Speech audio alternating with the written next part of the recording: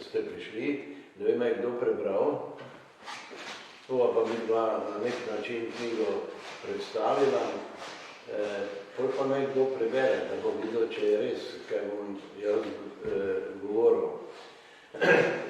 To je Nataša Štandreker, vidim, tu je ena od poslušalk, ki je bila njena šefica v službi, kar je na nek način pomembno, ker je vsaj pol knjige zelo natančen prikaz dela v, ne vem kako se reče, takemu zavodu, torej zavodu v Hrastovcu. In Nataša je kot mlada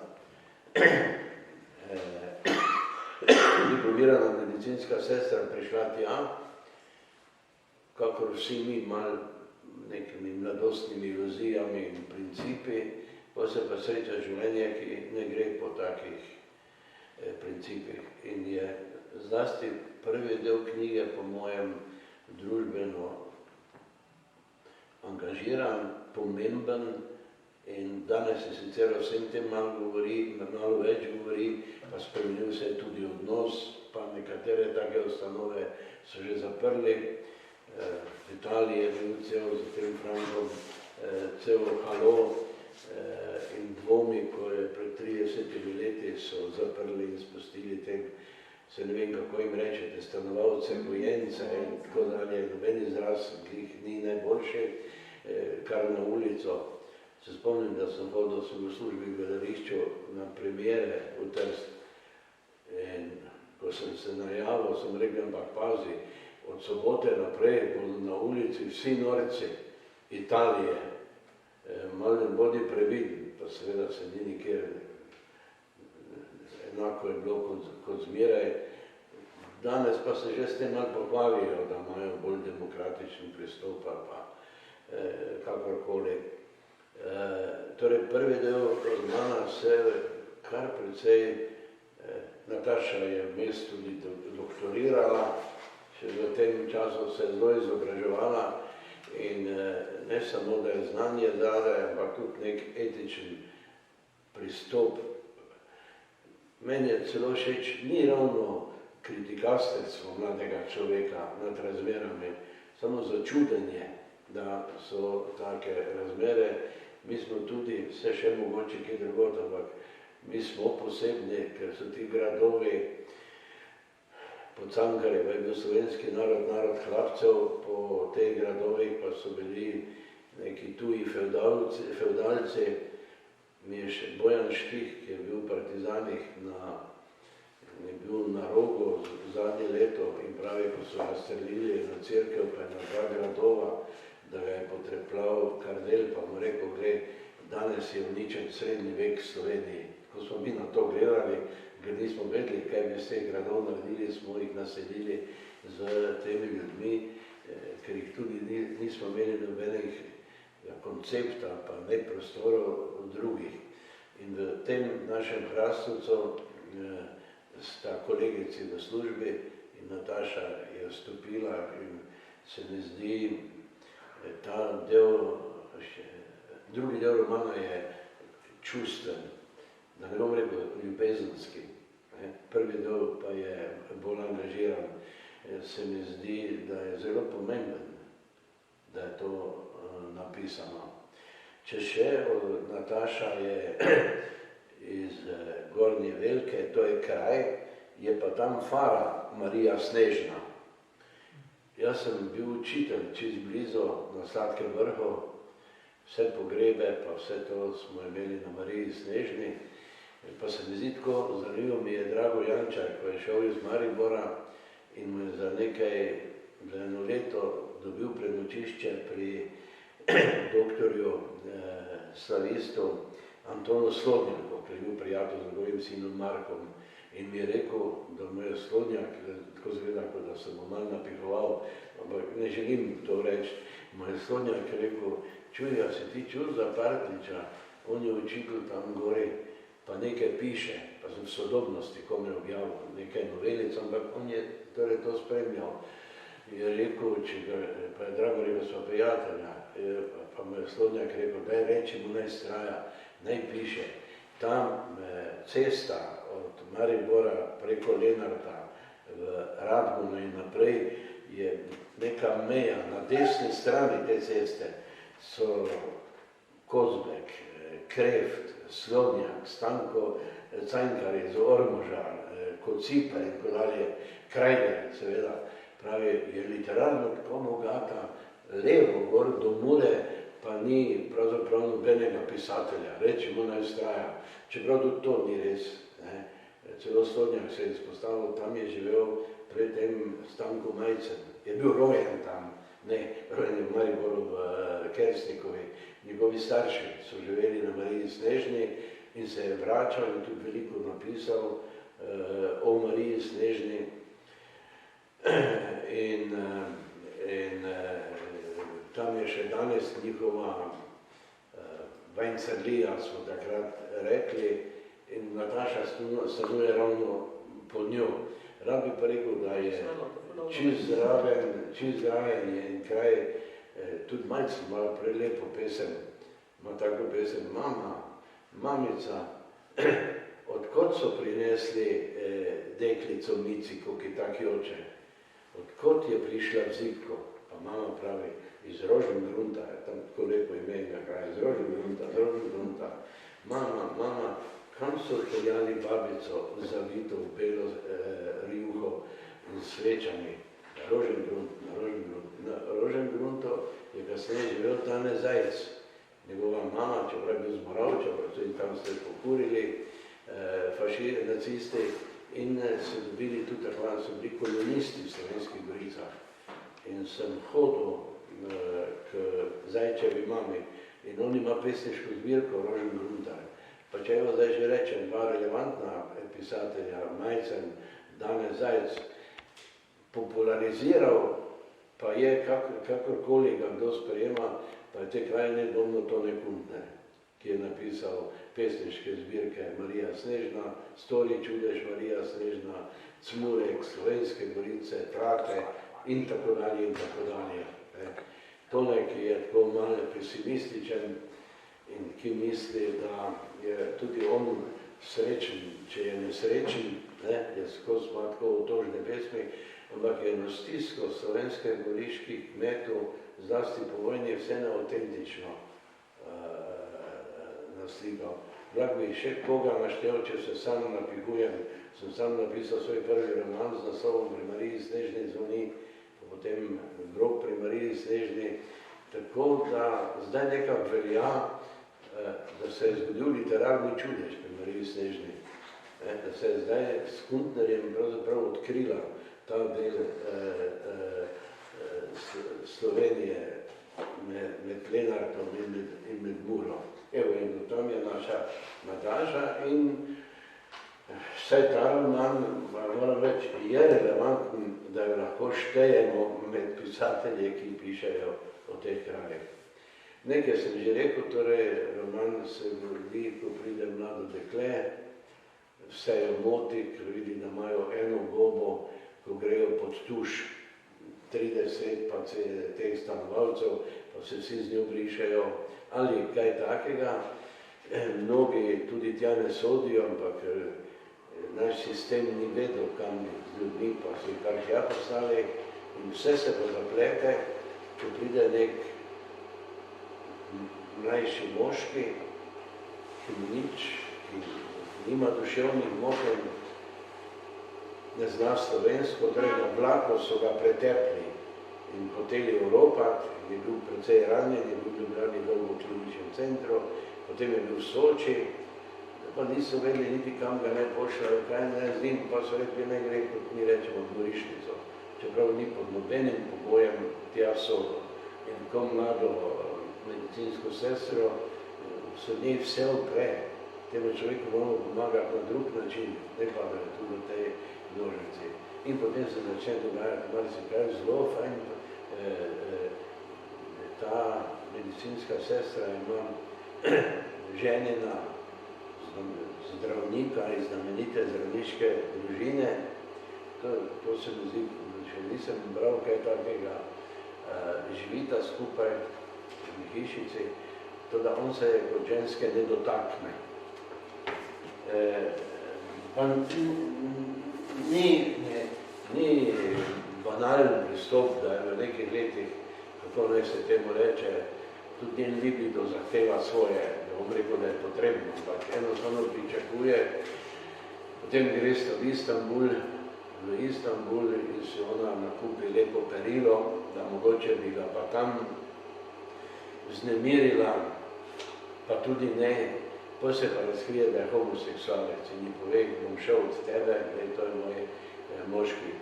Se mi zdi, da je to en psihološko velik preskus za žensko, če 4-5 let živela s homoseksualcem, potem pa to zve. Pa še njegovi starši, ki so zelo imenitni in se več čas gledali zviška, da je prenisko izobražena in vse skupaj vejo, zato pa jih hočejo dati nek denar, da se ne bi zvedelo okoli. To je zelo zanimiva psihološka tema in moja prijateljica zna to napisati tenkočutno, pa tako da zaboli. Toda, zdaj se pa vse skupaj začne, ta moški, ki je tu v Hrastovcu, kamor gotovo ne sodi, ne spravijo iz njega nobene besede, pa hodi na terapijo nekaj slikati. In ko gre ona po Istanbulu, pa so take male galerije, se ustavi in so enaki plavi kon naslikan, ko ga ta fant tu slika. Torej, enake slike, kot jih on v Hrastovcu dela. In je to vznemiri, to hoče raziskati in je to na nek način prvi del romana. Drugi del romana mi je šel malo na živce, sem jim povedal, pa me je tudi kaj poučila, da sem pa tudi jaz mogoče malo vola. Hitro na začetku drugega dela vidiš, da je ona zaljubljena v njega, očitno. Pa pomagala bi mu, ali pa nekaj vmes. In če bi rekel po domače in po moško, ker nas je tako malo, si dovolim, da ste bolj tolerantni z mano, tako hitro vidim, da bi mu dala, če ni to prebanalno rečeno. Kljub temu pa še rabi 200 strani pol predno mu da, ne? In sem mu rekel, pa Madonna Nataša, pa jaz sem že vedel, pa kaj je to, on je rekel, ja, to ne razumeš, ženske veliko ovirja lahko. Ni samo vprašanje ljubezni ali pa česa, to je bolj komplicirano, kot si ti misliš. In drugi del romana je torej neko tenkočutno približevanje, beg, najbolj seveda to sem v službi tam, kaj bodo rekli, najbolj tako en etičen problem. Dokler se nekak, da kar povem, nekak happy end vse skupaj ne konča. Moram pa reči, da v današnjem času dosti cinične literature, pa pravijo moderne, pa postmoderne, se skoraj nihče ne upa napisati srečnega konca, da se ne ljubezenskega. In me je tako razveselil urednik, pa direktor Hedl. Hedl me je tako vprašal, kaj je mogoče srečen konec. Sem rekel, ja, rekel, takoj bomo tiskali. Nimam nobene knjige, kjer bi bil srečen konec. In vam rečem, vse meni se je zdaj, zdaj sem prebral 2-krat, ali pa večkrat, ker sem malo Nataši, ko mi je prvikrat pokazala, sem rekel, ta drugi del pa je tudi malo sentimentalen, pa princ mojih sanj, pa ne moš takih besed. Madonna je čez en teden prinesla 100 strani na novo napisala. Čez drugače, ni res? Pa ni bilo 100 strani. No, pa je do 97. Torej je hitro in sunkovito pisala. Meni se torej zdi, Peter, vsaka čast, da ste to izdali, vsaka čast, danes, ko je z založbami in z denarjem zelo težko, ste v bistvu, kar sicer je politika vaše, ko kdo reče kavbojske Hedlove založbe, je vseeno na nek način izdate domače avtorje, začetniške avtorje, ki sploh ne bi mogli vstopiti v Sloveniji marsikje v literarno sceno.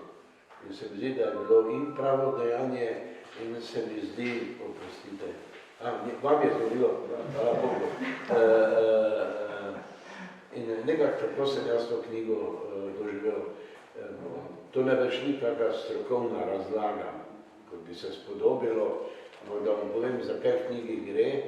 In čeprav sem zdaj, mislim, enkrat sva jo že predstavljala, ko je bilo v tistem domu gori na Tratah, bilo, ne vem, koliko ljudi, 100 ljudi, vse polno, pa še bolj so neke sendviče jedli, pa vse. Sem zdaj že drugič, ko nas je v bistvu tako malo. Vendar naj še enkrat rečem, mene to ne zanima. V knjigi se dva lahko pogovarjata. Priporočam vam, ko boste imeli dovolj časa, da jo preberite. Bran je zanimivo in boste tudi preverili, ali je res, kar sem govoril. To je sicer podobno tudi, jaz sem pa bral z enimi otroki, ki so v skupini Polžek, pa so tudi kaj risali, ne? Pa se mi je zdelo, da tako, ampak Nataša mi je rekla, da ne, da je to dober dobrodošli. Ja, mi smo zdaj že skoraj vse povedali.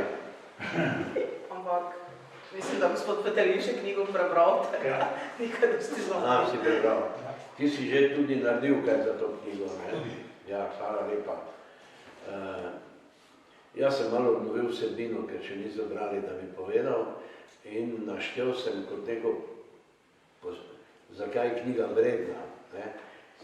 Sem v prvem delu govoril o problematiki, ki jo ljudi v teh ustanovah, kar se mi zdi, da ni nikjer žaljivo, ne do sistema, do ničesar, zelo tenkočutno in zelo boleče in tudi z nekim etičnim imperativom napisan ta prvi del knjige. Tako sem jaz doživel, boš ti povedal, kako ti. Drugi del knjige pa je malo erotično približevanje s polno zadržkov, ki gre, hvala Bogu, happy end. Kaj ima ona s Turki in z Istanbulom, ne vem, uči se turški jezik, kot veš, ne? Tudi hčerka se uči turščino in ne vem, bili so že 11-krat v Istanbulu, torej je še neki drugi Zarja na vzhodu, ki jo vleče. Nataša, če se na kaj lomil, pa če se kaj zelo ne strinjaš, pa se daj oglasi, kaj. Ne, se z mentorom si se jaz vedno strinjala, tako ne, tako da hvala Tonetu, hvala založbi, hvala vsem, ki ste danes prišli. Martina, zelo sem vesela, da si ti danes tu, ker smo mi, se mi zdi zdaj po vseh teh letih še vedno dokaz, da pač ni, jaz vedno rečem, ne moreš reči, da življenje v zavodu ali v neki instituciji, ali je dobro, ali je slabo, kakorkoli, ker se za zidovi take institucije v bistvu odvija življenje samo. In ko si enkrat tam, ko ti pride v kri, ti v bistvu ostane zavedno, nikoli se ne rešiš tega in nikoli se čist ne ločiš od tega, ne emocionalno in ne za spomini. In se mi zdi, da je toliko lepega doživimo tudi, če vi recimo jaz sem tudi to htela, da je odgovor na vso to negativno, ne vem, ko sem gledala filme o vsem tem in to in mi je vedno bilo tako grozno, ker sem mislila, pa se ni samo tak, v bistvu ogromno damo, ogromno tudi dobimo. Lahko si prišel žalosten, pa bogi, pa si prinesel vsaki dan nekaj sebe, ampak se mi zdi, mi je bilo tako fascinantno, ko nisi mogel tega skriti, ko ne glede na to, kako si se namaskiral, so vedno rekli, dan si pa žalostno, pa kak, če pa res se ful trudim, pa ne.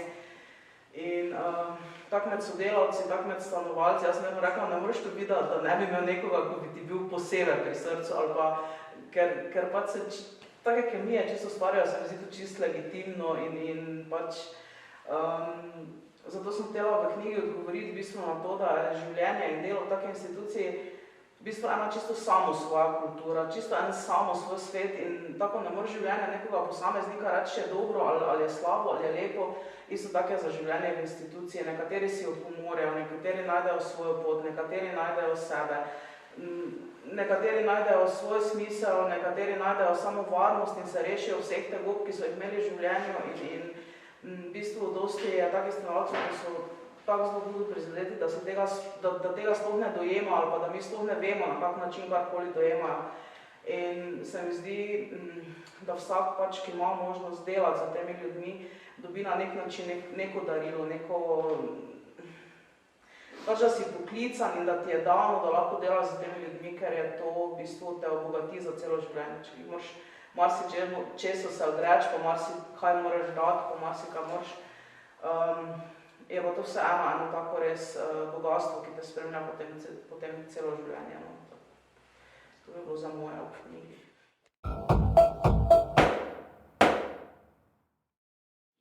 Zdaj zgleda, kot da se malo vam hočem prilizniti, ampak se spomnim, da sem enkrat ženi doma rekel, zvečer, Minka, veš, da se počutim, da sem najboljši človek, ko je to za mano. Ravno zaradi takih detajlov, ko si nekoga razveselil, pa je srečen, pa niti ne veš zakaj, ali pa gre mimo tebe, ni spregovoril že 2 meseca nobene besede, pa te tako poboža.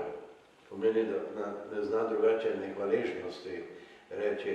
Tako da, to je še ena dimenzija, ki v naši književnosti ni pogosto obravnavana, kak Dostojevski je znal s takimi ljudmi. Ja, boš ti kaj rekel, če si knjigo prebral, me zanima?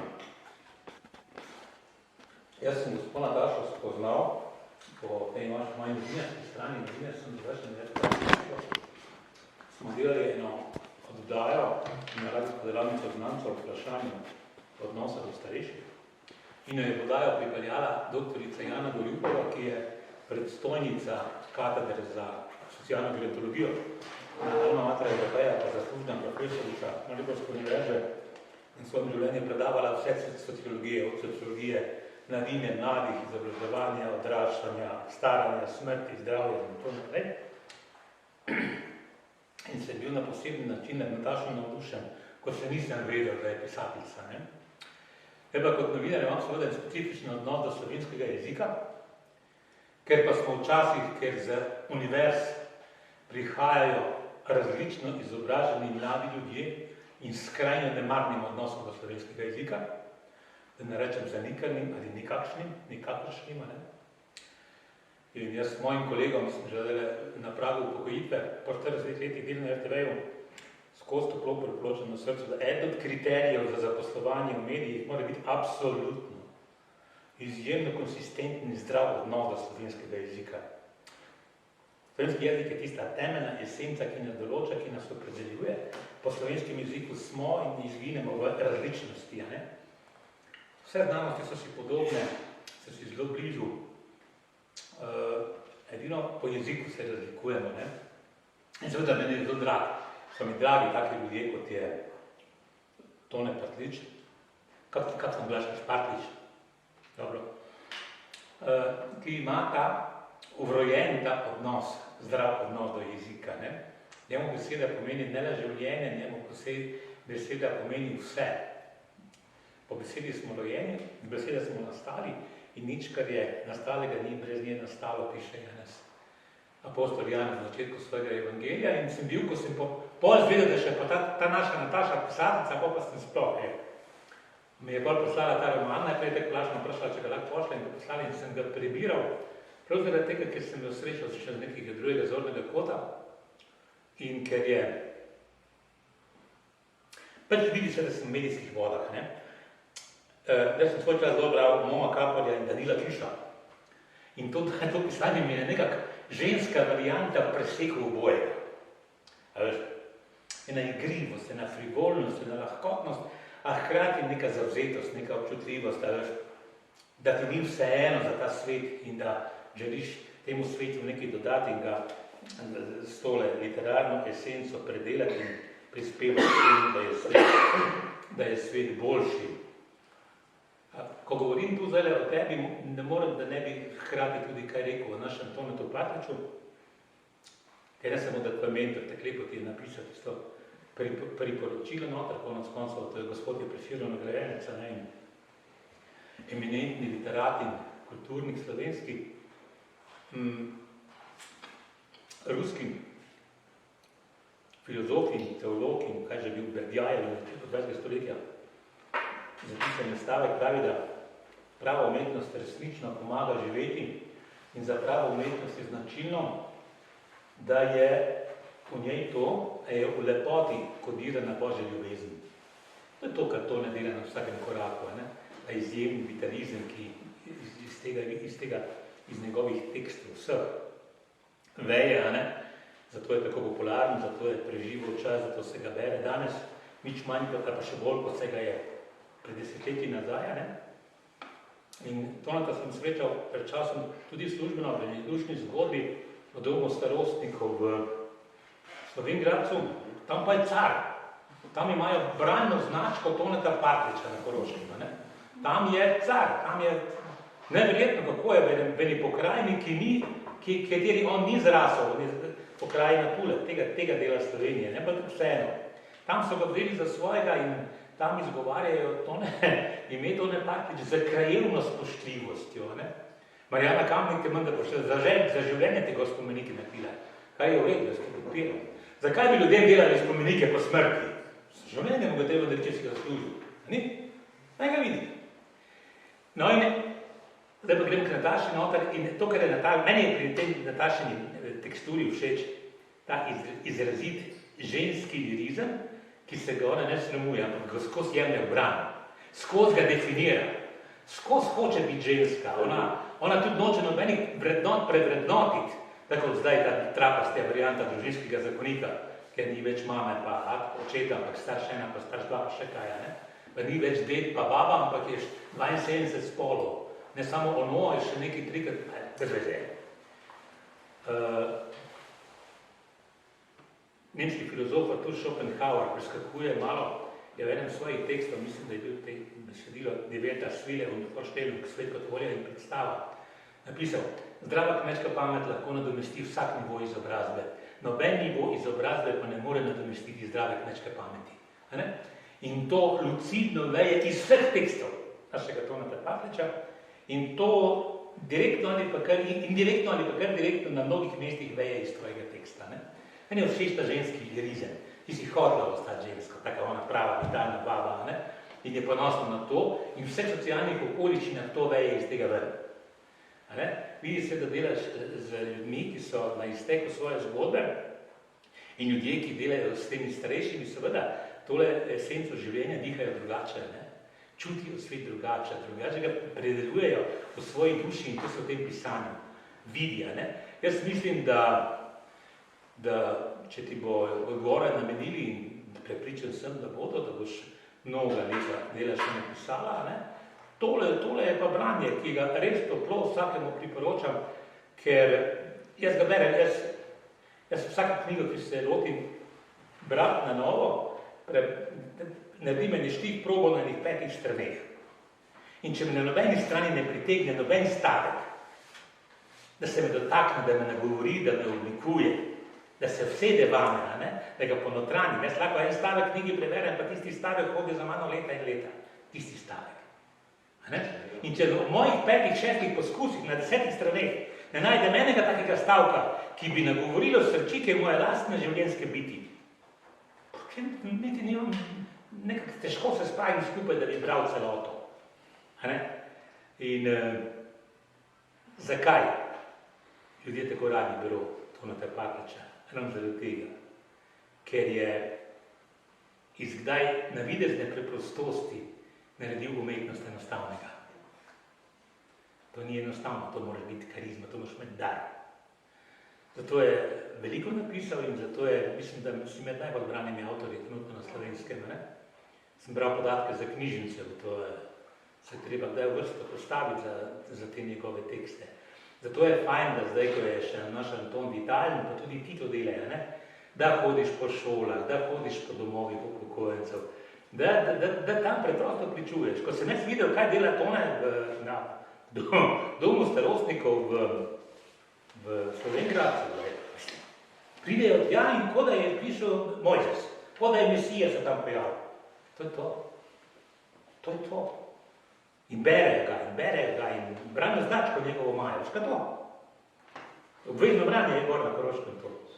Mene se ne spodobi, ker sem bil sam predsednik branje značke, 8 let. Zdaj bi pa rekli, ni več, so ga odrezali, zdaj si pa je svojo zmislil. Pa sem rekel, vsi ostali, Jurčič, Cankarjeva, brana značka, vsi pisatelji so že mrtvi, kaj ga sedete, jaz sem se živ, pa so se vsi zadrli, se ne že dolgo. Če smem, hvala, tebe bom vzel, te posote bomo vabili, ker sem zdaj, ti mene hvalil za mesto njo, ne? Ne. Vse, ko tebe hvalim tudi njo. Tako je. Ker ta preprostost in ta žal leje iz vseh njegovih. Tako je, jaz sem in tebe odlikuje leje iz vseh njegovih. Jaz sem pa predivno začutil, ne? Spomnim pa se, ko sem bil v parlamentu, pa smo tudi v družini govorili, je tam nekdo razlagal, da res ne moramo več govoriti o družini, ki je itak v krizi, ampak so partnerski odnosi, jaz tudi dokumenti napisal, so zakonski partnerski odnosi, pa so izven zakonski partnerski odnosi, pa so enospolni zakonski odnosi, pa so tudi dvospolni zakonski odnosi, da so družino sploh na nek način zbrisali. Tu v Natašinem romanu, ko sem rekel, da je drugi del romana, me zelo veseli, da si zaznal žensko pisavo. Seveda, literatura je ena. Jaz sem tudi že toliko star, da žensk, ne vem koliko vas je tu, jaz mislim, da ste nek boljši pol človeštva. Definitivno. Ja, že zato, ker rodite, pa nosite človeka, pa mu date dojiti. Mislim, da imate nekaj, kar mi preprosto nimamo. In se mi zdi lepo, da si opazil, jaz sem tu zelo jezen, kadar ženske, hvala Bogu, da imajo za več besede, pa imamo na funkcijah, ampak da je oblečena v črni kostim, pa ima tisto torbo in se odnaša kot deci, bi rajše vedel, da bi se odnašala kot ženska. Sem tako toleranten do predsednice državnega zbora z rdečimi čevlji pa z izzivalnimi kretnjami, je pač bandnica. In tu pa v drugem delu se pojavi ženska, sem rekel, čeprav sem in oče in dedek, sem nekaj začutil, da je svet, ki mu nisem tako enostavno mogel slediti. In se mi to zdi ena izmed vrednosti. Mogoče bomo vprašali, če bo še kaj pisala. Pa kako se počutiš, ko to govorimo, se strinjaš? Jaz se tako po domače razlagam. Ja, mislim, se strinjam. Takrat, ko sem pisala, to pač nisem gledala tako. Ampak ja, v bistvu se strinjam. Htela sem postaviti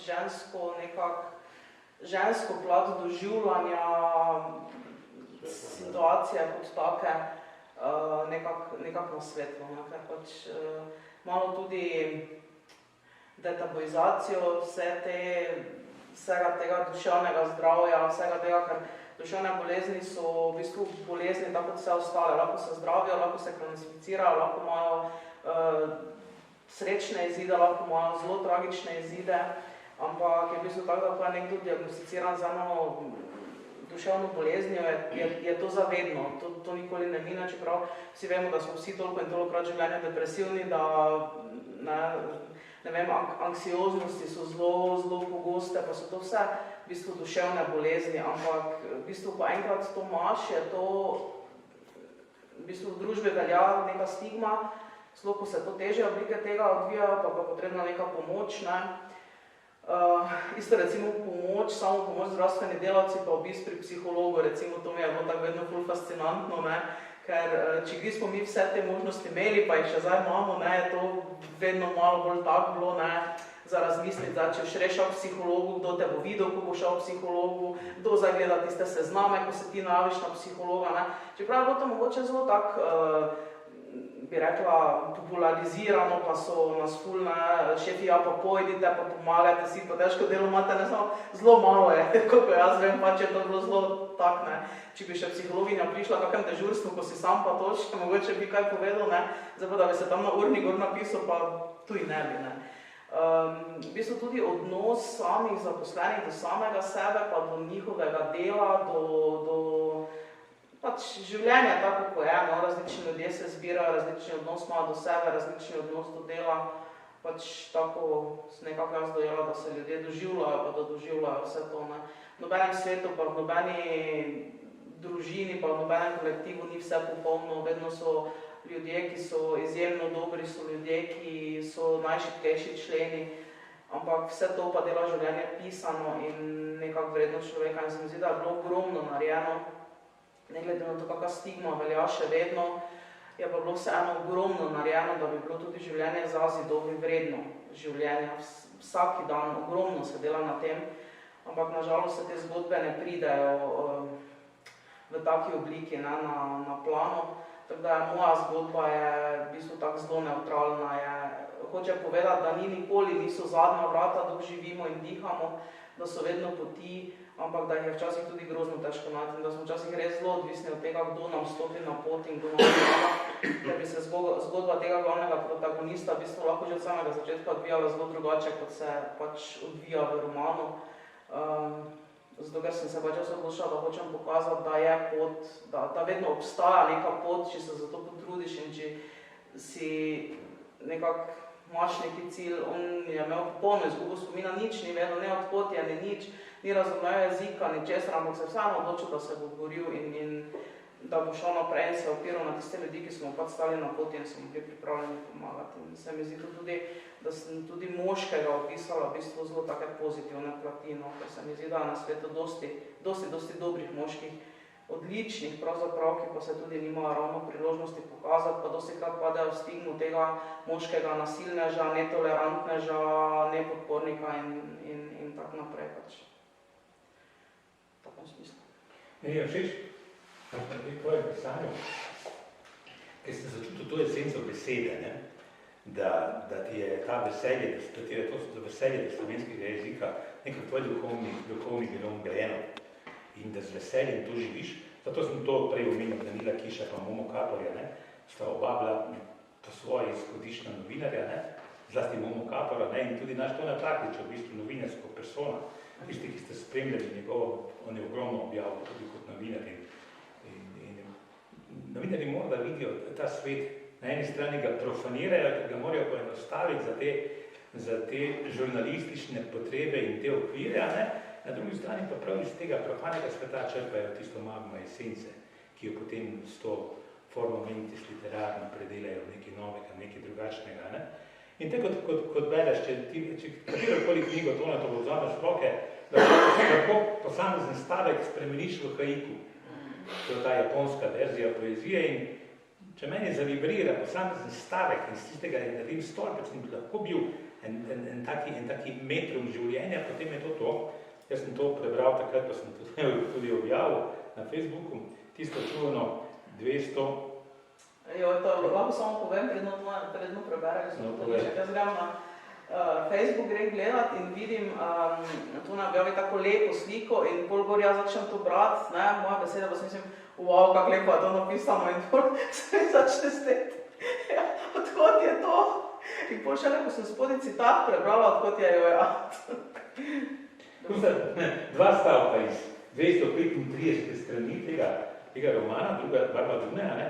Prvi haiku pravi: nekje v mladi jesenski noči, ki je v sebi še nosila moč poletja, je ugotovila, kako diši sreča. Komod je ta stavek, samostojna pesem. Komod stoji, ima svojo poetiko, ima svoj vzgib, ima svojo besedilo, ima svojo sporočilo, ima svojo notranjo moč, ima svojo zgodbo. Potem pa drugi haiku: sreča diši kot on, natanko tam, kjer se konča njegov vrat in začne ravno. Dovolj je, to je sreča. To je v danem momentu pomina sočloveka, bitja, ki je v tebi. To je esenca Boga in Božjega, ki je, ne? Mož in žena sta, moški in ženska sta celota ene Božje tvarine, ne? Se ne verjamete, da smo ti nastali iz opice, to so le pravice za nekoča, ne? Ampak mi smo vsi, po moji percepciji stari, Božja kreacija. Ženska ni človek, moški še manj skupstva človek. Skup tvorite to esenco Božjega in presežnega, ne? In otroci so pa derivat tega, ne? Teh njunih bližin in kasneje njunih oddaljevanj in to, da sta skupaj, ne? In to je zame tudi ta roman, ko je sam spomenik ljubezni, spomenik dobroti, spomenik sočutju. To je ta agape, ta Božja ljubezen, brezprizivna, brezpogojna. Samo materinska ljubezen je brezpogojna. Samo ta je brezpogojna. Vse druge imajo neke alternativne variante. Če boš, če bo to, če bo ono, če bo deseto, pa neke omejene roke trajanja. Materinska ljubezni, agape, božja varianta ljubezni, ta nije brezpogojna. Ako otrok vzgleda v nulo, ampak še vedno tvoj otrok. In ti ga imaš rad in ti je hudo za njim, če ni na pravi tirnicah. Tukaj je napisano, mislim, da nekje v Bratih Karamazovih, ali nekje Dostojevski popravi. Lažje je biti junak 1 uro ali 1 minuto, kakor tiho junaško vse življenje prenašati vsakdanjost. To romani so tem junakom posvečeni. Pa to niso neki heroji, ki so osvobajali Kamčatko, pa ne vem kaj delali. To so ti ljudje, Frančeki, Jožici, Marice, Pepci iz našega sedanjega življenja. Vsak je lahko ta junak teh romanov.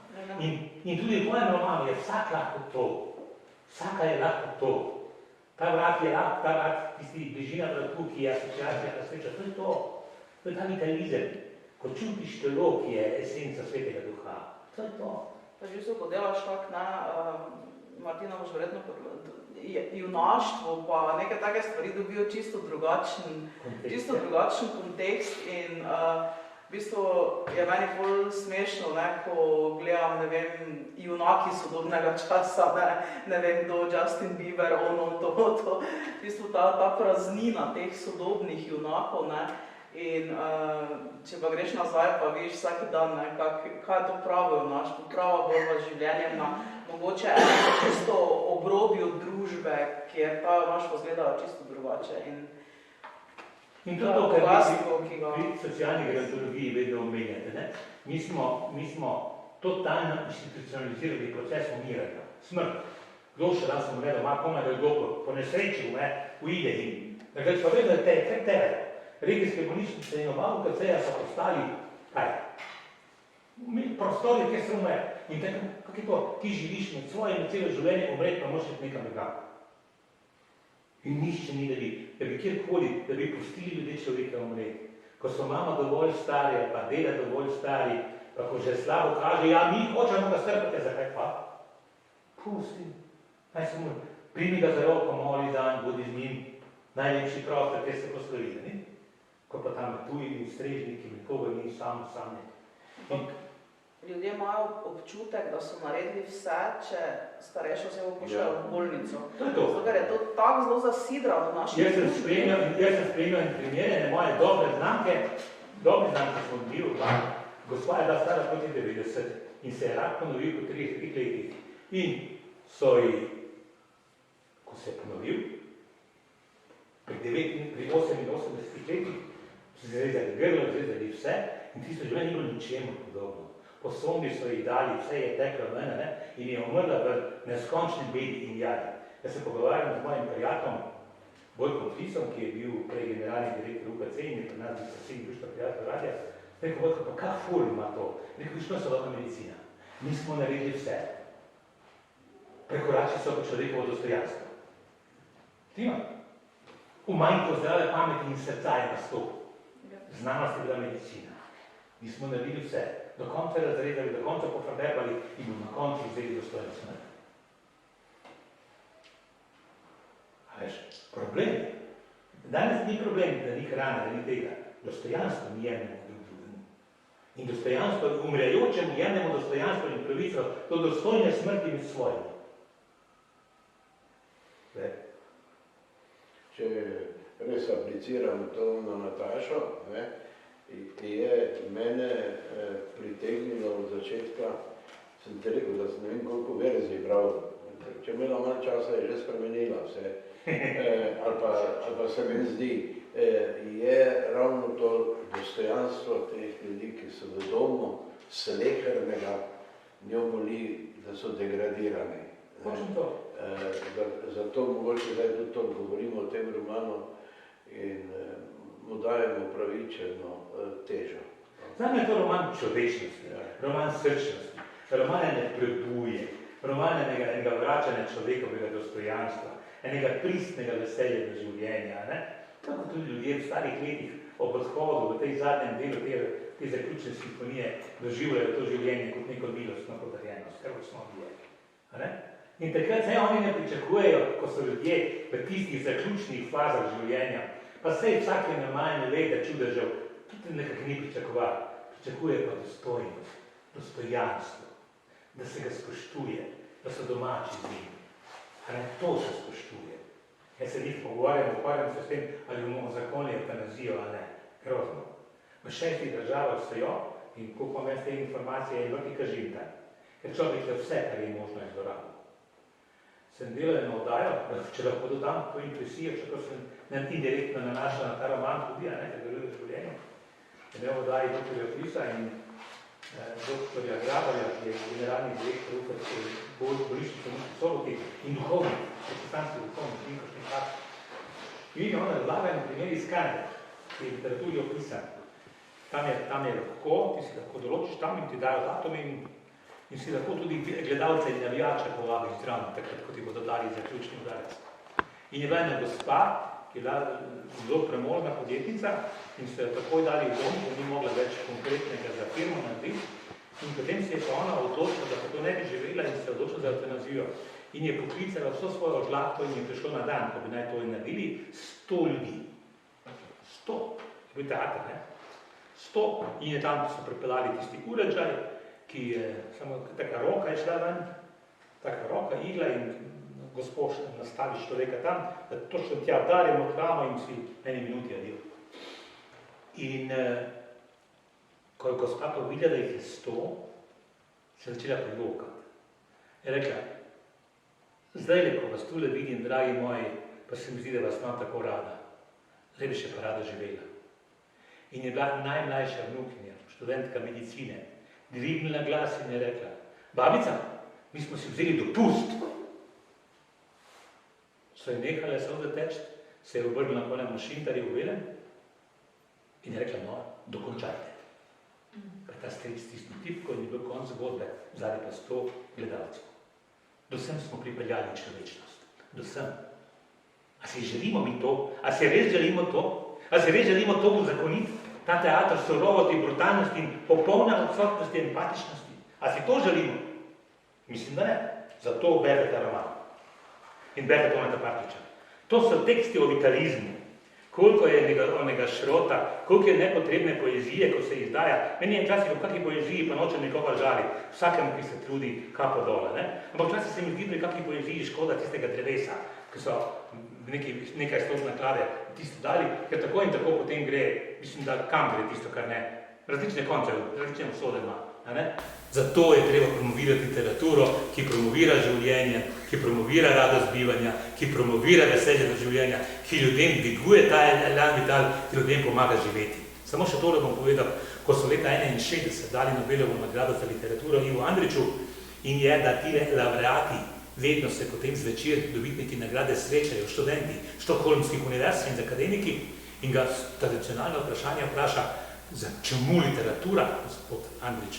In je on citiral eno misel iz Turgenjeva, iz romana Očetje in sinovi in je rekel, genialni stavek, ki je bila za vaju vam. Umetnost nam pomaga, da lažje prenašamo zlo, hkrati pa z njo tudi bolje občutimo dobro. Če umetnost tega ne dela, ni umetnost. Pika.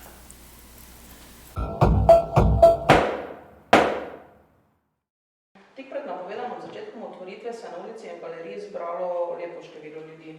Najti glasbenik je na vogalu ulice nevsiljivo igral violino. Ravno ko se je sklonil prijatelji, da bi mi nekaj povedal na uho, ko je na sredi giba s kotičkom očesal rdeče lakaste čevlje, ki so v nekem norem kontrastu razbijali sivino 100-letnega istanbulskega tlaka.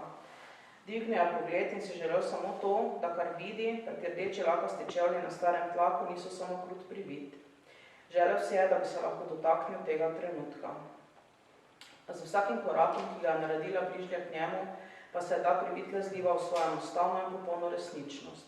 Resničnost, ki si jo je tako noro želel. V svoji shičenosti je uspel ostati miren, ko mu je prijateljsko dala roko in sta se poljubila na lice. Ovako rad bi jo poljubil, zares poljubil, jo dvignil in zavrtel na ulici, zakričal pred veselja. In vse to tudi naredil. V naslednjem trenutku v svojih mislih. Ampak zdaj pa njena zgodba tega? Po pozdravu z umetnikom je ostal nekak enak preizkus, ki si ga ni znala natančno razložiti. Tako zelo si je želela, da bi jo tukaj pred ulico polno neznancev prav strastno poljubil, dvignil zrak in jo zavrtel, pokazal vsemu svetu, da je njegova, da sta skupaj, da je vse prav. Požrlat Smoki si je o tem naredil v grlu, oni vedo, da je njegova in tudi skupaj nista bila. Tukaj je bila zgolj gostja na otvoritvi njegove galerije.